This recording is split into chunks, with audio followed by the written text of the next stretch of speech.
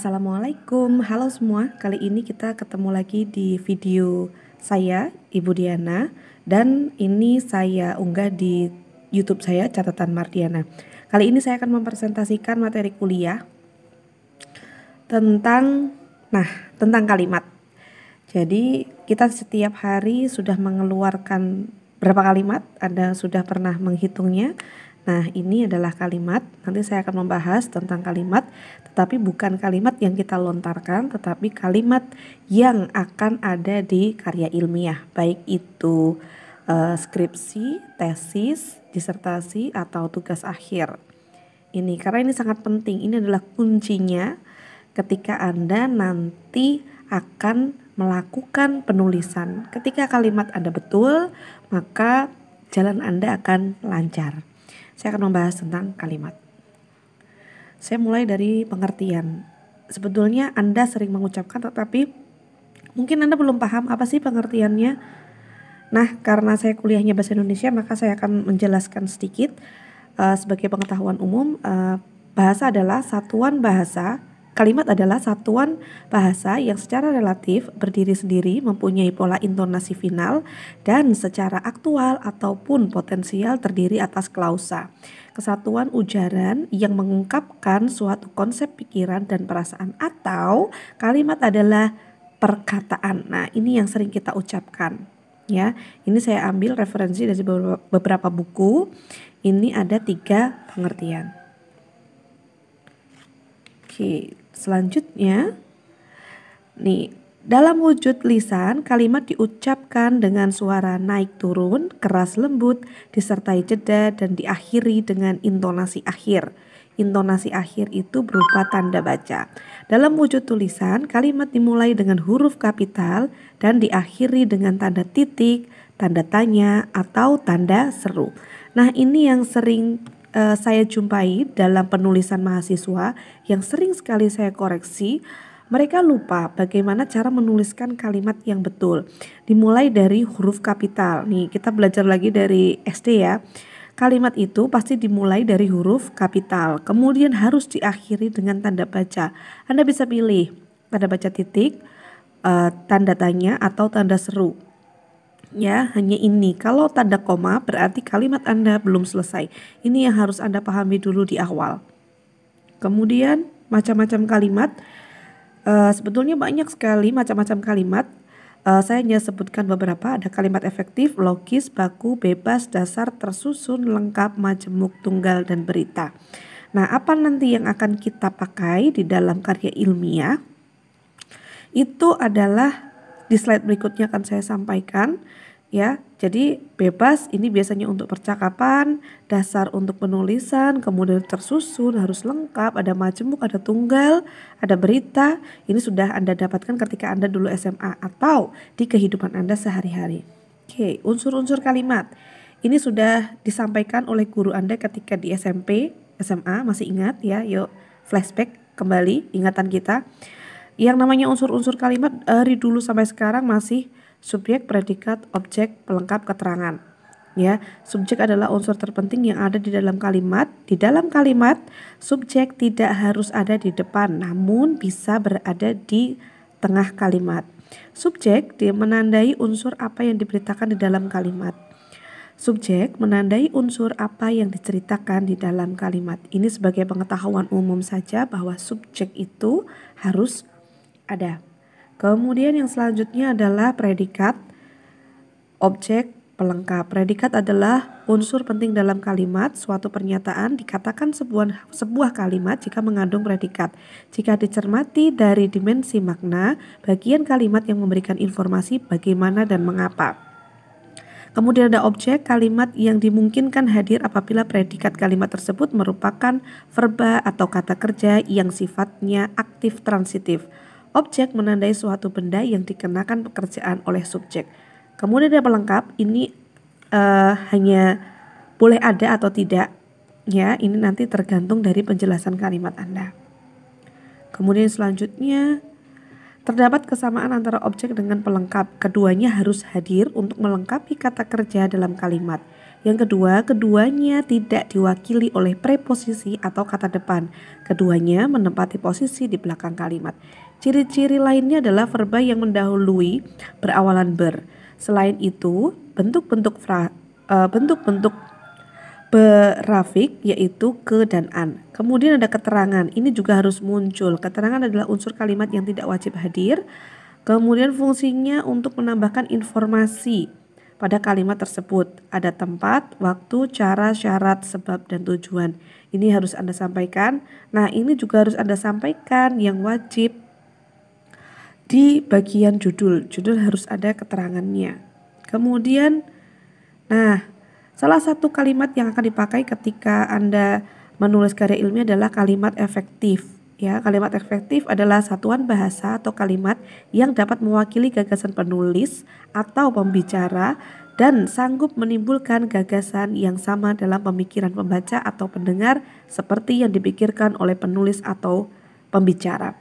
Kalimat efektif merupakan kalimat yang harus tepat sasaran dalam menyampaikan dan pemberian bagi pembacanya. Jadi kalau Anda menulis harus efektif, yang tidak efektif dibuang. Kemudian ciri-cirinya adalah tidak berbelit-belit, itu pasti, jadi dia to the point. Kemudian langsung pada tujuan, tidak ada pengulangan atau ambigu. Nah, ini yang biasanya sering saya jumpai.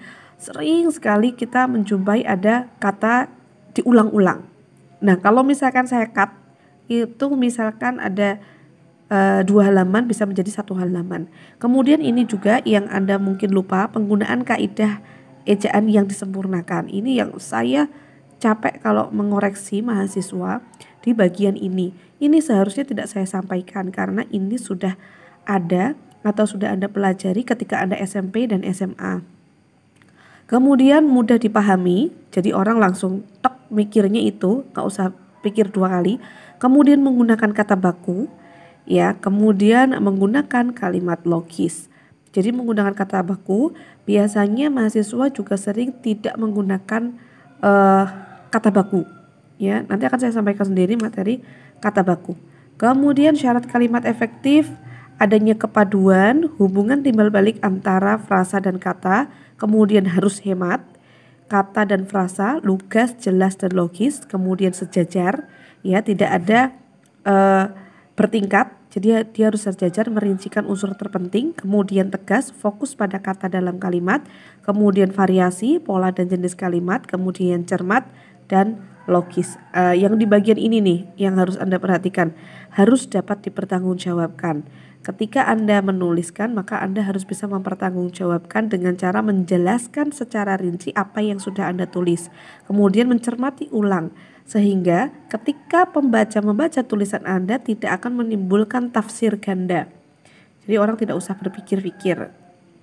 Kemudian saya lanjutkan di kalimat logis. Kalimat logis adalah masuk akal, mudah dipahami, tidak menimbulkan salah kaprah, dan dapat dipertanggungjawabkan. Jadi ini sama dengan kalimat efektif. Ya, 2 kalimat tadi, kalimat efektif dan kalimat logis yang harus Anda tulis di dalam karya ilmiah. Kemudian, nah, saya menuliskannya seperti ini. Jadi ketika Anda menulis kalimat efektif, maka otomatis dia akan menjadi logis. Ketika Anda menulis kalimat logis, otomatis akan efektif. Kemudian Anda menuliskan kalimat baku, yang baku itu pasti logis, yang baku itu pasti efektif, yang efektif itu pasti baku, yang logis itu pasti baku. Jadi 3 ini yang harus Anda pegang. Ada efektif, kemudian ada logis, kemudian ada baku. Ciri dan syarat dan ciri kalimat efektif, logis, dan baku. Ini saya berikan tabel supaya Anda mudah memahaminya. Ada efektif, ada logis, ada baku. Efektif adalah kepaduan atau koherensi, kemudian kehematan, sejajar, ketegasan, kevariasian, kecermatan, kelogisan. Sedangkan logis masuk akal, mudah dipahami, tidak ambigu, dan dapat dipertanggungjawabkan. Terakhir, baku, ejaannya harus tepat. Nah, ini yang harus ada di dalam kamus besar Bahasa Indonesia jilid 5. Anda bisa download ya di Play Store, KBBI jilid 5 yang terbaru. Nah, ini kemudian tanda baca harus benar, struktur bahasa harus tepat, tidak ambigu, hemat kata, logis, dan kepaduan. Kemudian ciri kepaduan atau koherensi. Nah, satu, tidak meletakkan kata depan bagi, di dalam untuk, menurut, tentang, pada, kepada di depan subjek yang predikatnya bentuk aktif atau me. Contohnya nih. Yang salah, bagi yang tidak berkepentingan dilarang masuk. Yang betul, yang tidak berkepentingan dilarang masuk. Ini yang sering saya rubah ketika saya mengoreksi tugasnya dari mahasiswa. Ya, nanti saya akan memberikan contohnya untuk Anda supaya nanti Anda bisa melihat bagaimana kesalahan-kesalahan yang muncul ketika mahasiswa mengumpulkan tugas. Jadi saya akan memberikan contoh tugas dari mahasiswa-mahasiswa saya, jadi teman-teman Anda. Kemudian yang kedua, tidak meletakkan kata depan di depan objek. Nih, contohnya seperti ini. Pada pertemuan tersebut membicarakan tentang kenaikan harga bahan bakar. Yang betul adalah pertemuan tersebut membicarakan kenaikan harga bahan bakar minyak. Ini contohnya masih umum ya, tidak saya kutip dari karya ilmiah atau dari salah satu tugas mahasiswa.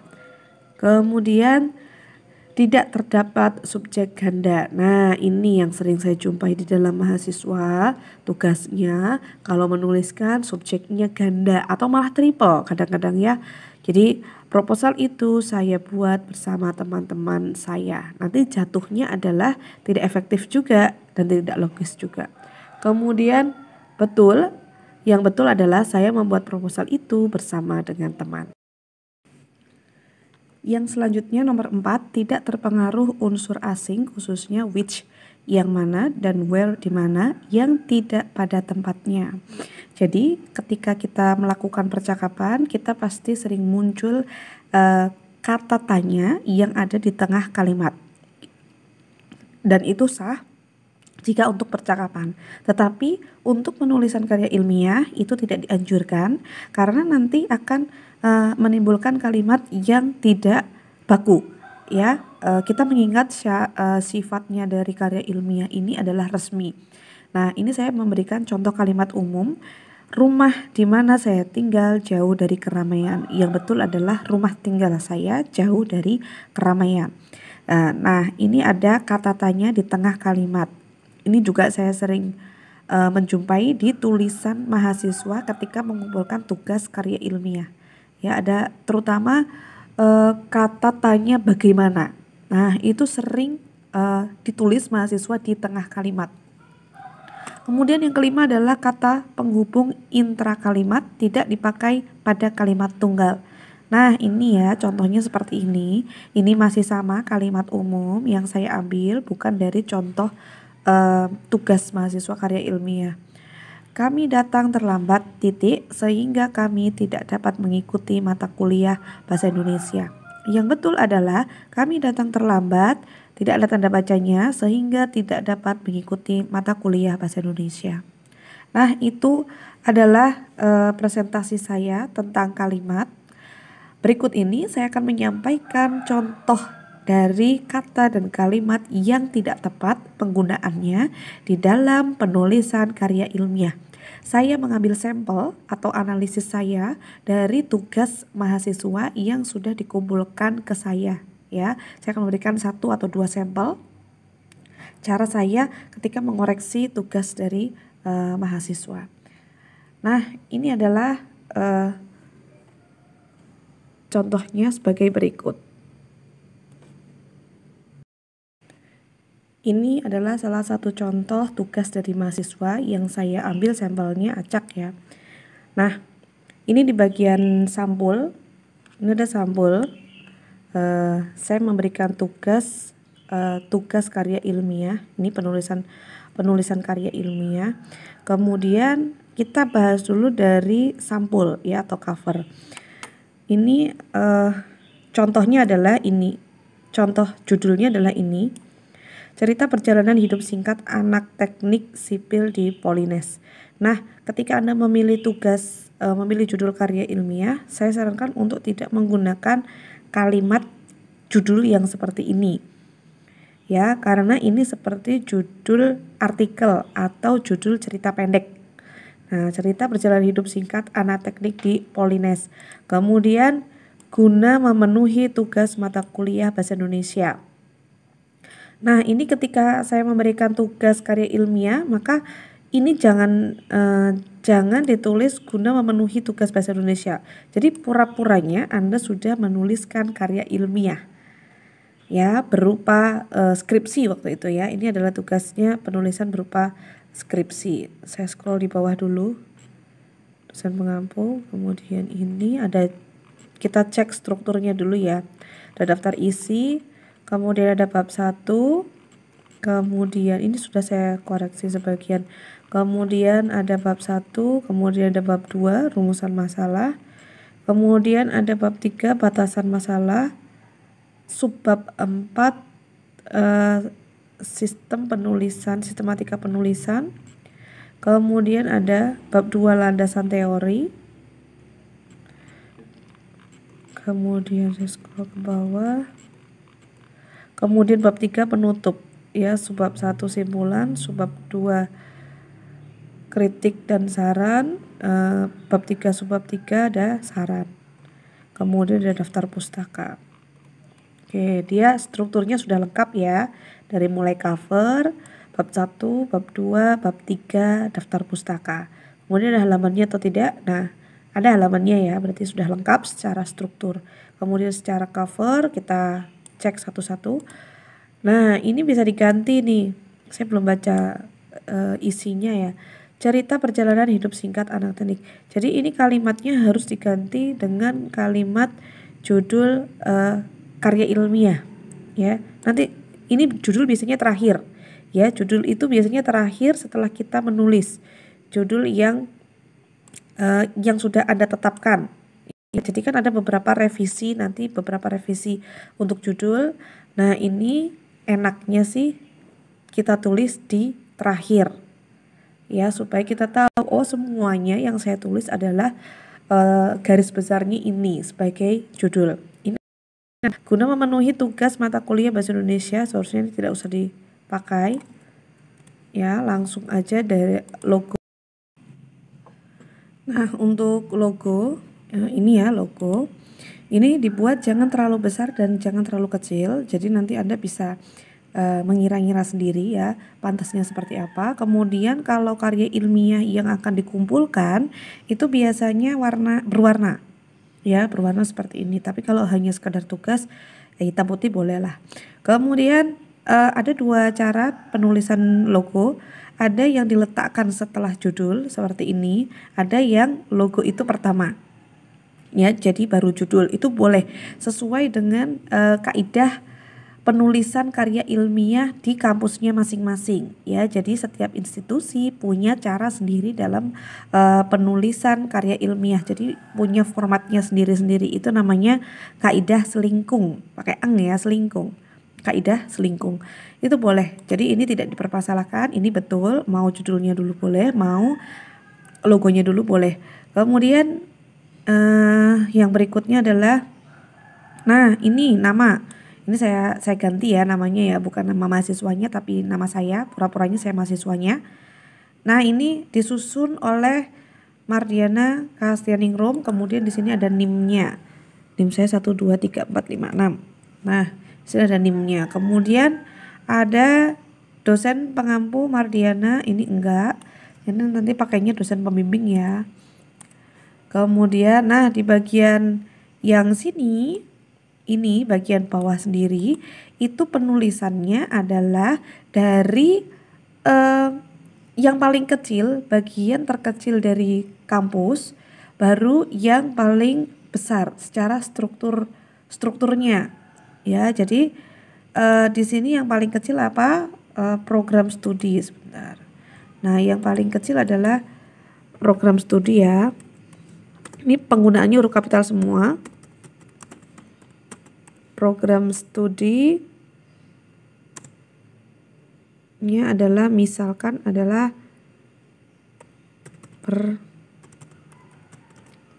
perbaikan,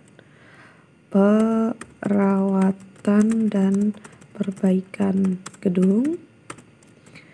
Kemudian jurusannya sama, misal D4. perawatan dan gedung, kemudian baru fakultas teknik sipil, baru universitasnya ya.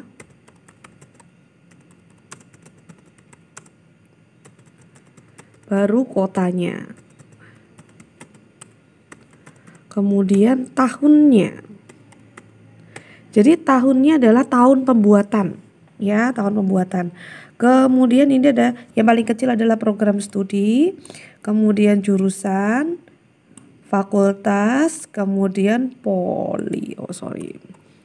politeknik ini universitas, kemudian kotanya dan tahun bukan tahun pembuatan, tahun terbitnya, ya.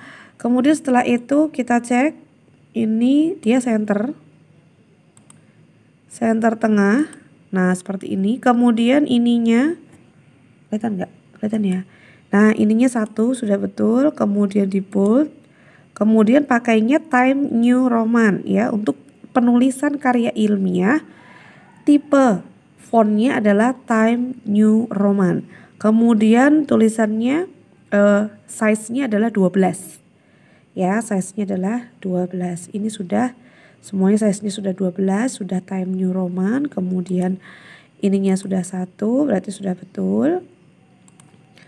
Nah, penulisannya seperti ini ya, ini saya hapus. Nah, ini dia naik ke atas. Oke. Nah, ini kalau saya kecilkan nanti jadinya Nah, seperti ini ya. Ini saya kecilkan dulu. Nah, jadi di bagian sini pun rada ribet pasti karena di sini harus lengkap. Ya, ini tadi judulnya itu harus size fontnya harus lebih besar dibandingkan dengan penulisan yang lainnya. Jadi font judul itu 16, kemudian yang sini sampai sini itu 12 cukup ya. Kemudian nanti ada di sini ada dosen pembimbing. Ya, ini kan disusun oleh, saya gedein dulu. Nah, ya, kemudian di sini judulnya sudah, kemudian logonya sudah, kemudian biasanya di sini disusun guna. Nah, di sini biasanya disusun guna untuk memenuhi syarat kelulusan sarjana teknik sipil. Kemudian di sini disusun oleh Mardiana. Nah, ini yang mahasiswa sering sekali salah terbalik. Jadi ininya dulu, kemudian baru fakultas, jurusan, program studi. Padahal diambil dari yang paling kecil dulu ya. Program studi, jurusan, fakultas, universitas, kota, dan tahun terbit. Itu di bagian sampul ya. Kemudian bagian daftar isi, nanti bagian daftar isi kita tulis terakhir ya, karena ini berkaitan dengan halaman. Nah, Anda kan belum nulis semua tulisan Anda, jadi pasti Anda tidak akan tahu halaman-halamannya. Jadi ini tulis di terakhir ya, dan biar enak itu biasanya ini kasih file sendiri. Jadi tidak di penulisannya tidak disambung dengan bab 1, bab 2, bab 3 dan selanjutnya. Ya, jadi biar enak aja, setelah nanti nulis selesai baru masukkan ke daftar isi, atau Anda mungkin punya cara yang lebih enak. Nah, ini saya cek ya. Nah, ini tulisannya Time New Roman. Ini sesuai dengan kaidah. Kemudian size-nya 12. Nah, spasinya adalah saya masuk di bagian bab 1. Bab 1 subbab 1 latar belakang. Ini ya, kita lihat kalimatnya dulu, kata dari bab 1. Ini bab menggunakan huruf kapital semua, kemudian 1 ini menggunakan angka ya, bukan Romawi. Nah, ini juga angka, bukan Romawi atau huruf. Jadi banyak yang menulis ini bab 1, kemudian di sini A, bukan ya. Pakainya kalau di sini 1, dia mengikuti numberingnya berarti 1, 1.1. Bab 1 subbab 1 latar belakang. Penulisannya kalau subbab berarti dia L dan B, kata yang di depan menggunakan huruf kapital. Oke, saya fokus di kata dan kalimat ya. Pertama kata dulu. Nih, kalau misalkan penulisannya bab, kemudian subbab 1, itu kata yang ada di depan hurufnya menggunakan huruf kapital. Jadi ini ada latar belakang L dan B-nya huruf kapital. Kemudian di bab ini, di bab ya, ini menggunakan huruf kapital semua. Kemudian ini ada teknik sipil, ini jurusan betul penulisannya dengan menggunakan huruf kapital di depan kata. Kemudian ini ada yang sudah saya koreksi, yang tanda merah berarti salah ya. Nah, ini tadi saya menjelaskan banyak sekali yang menggunakan kata tanya di tengah kalimat. Nah, ini ketemu. Bagaimana? Bagaimana itu sudah menunjukkan cara. Jadi bisa dirubah saja. Jadi ini sudah saya kasih catatan penulis ini ya, ini dulu ya. Kata tanya di dalam tengah kalimat tidak diperbolehkan. Nih, jurusan ini mempelajari bagaimana cara membangun, merancang dan merenovasi bangunan serta bla bla bla bla. Nah, jurusan ini mempelajari cara membangun. Jadi ininya dihilangkan. Ya. Ininya dihilangkan saja. Nah, itu termasuk dalam kalimat tidak efektif, ya, menggunakan dua kata yang sama yang memiliki makna yang sama, ya. Jurusan ini mempelajari cara membangun, merancang dan merenovasi bangunan serta mengelola biaya yang diperlukan untuk bla bla bla bla. Nah, kemudian ada salah lagi. Oh, ini terlewat. Ini. Nah, penulisan untuk sebuah institusi. Ya, penulisan di institusi menggunakan huruf kapital di depannya. Ya, ini salah satu fungsi huruf kapital, yaitu penulisan instansi, kemudian daerah, nama dan lainnya ya. Ini dipelajari di SMP dan SMA. Nah, politeknik dengan menggunakan huruf P. Nah, yang sederhana-sederhana seperti ini masih salah tulis, itu yang membuat lama biasanya dalam bimbingan skripsi atau tugas akhir. Kemudian jurusan ini mempelajari sudah ya teknik sipil. Nah, ini teknik sipil mempunyai ruang lingkup yang luas. Nah, saya akan membahas tersendiri untuk yang ini. Di sebagai awalan dan di sebagai kata depan. Ini yang sering sekali mahasiswa salah dalam penulisannya.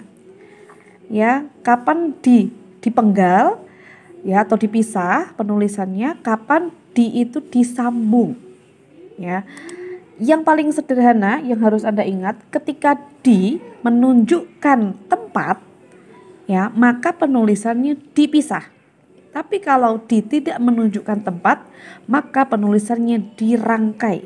Ini simple, sangat simple, tapi mahasiswa sering salah dalam menuliskannya. Saya masih ingat ketika ada mahasiswa yang melakukan bimbingan, dia salah atau bimbingannya lama hanya untuk mengubah kata di ini. Ya, saya ingat dosennya menyuruhnya pulang untuk memperbaiki frase ini ya, untuk memperbaiki afik ini di. Nah, itu kan sangat membuang waktu ya, di. Kemudian ini kalau ini teknik sipil mempunyai ruang lingkup yang luas, yaitu di dalamnya terdapat ilmu pengetahuan matematika, fisika, kimia, biologi. Nah, ini D-nya menunjukkan tempat atau tidak? Kalau dia tidak menunjukkan tempat, maka penulisannya disambung seperti ini ya, di dalamnya. Kemudian ada lagi Nah, ingin tahu kelanjutan video analisis saya, maka tonton video berikutnya dalam analisis kesalahan berbahasa dalam tugas karya ilmiah mahasiswa Bahasa Indonesia kelas Ibu Diana. Sekian presentasi saya, kita ketemu di video selanjutnya. Sampai jumpa. Jangan lupa tonton terus catatan Mardiana, karena Mardiana akan mencatat segala hal yang berhubungan dengan kebahasaan.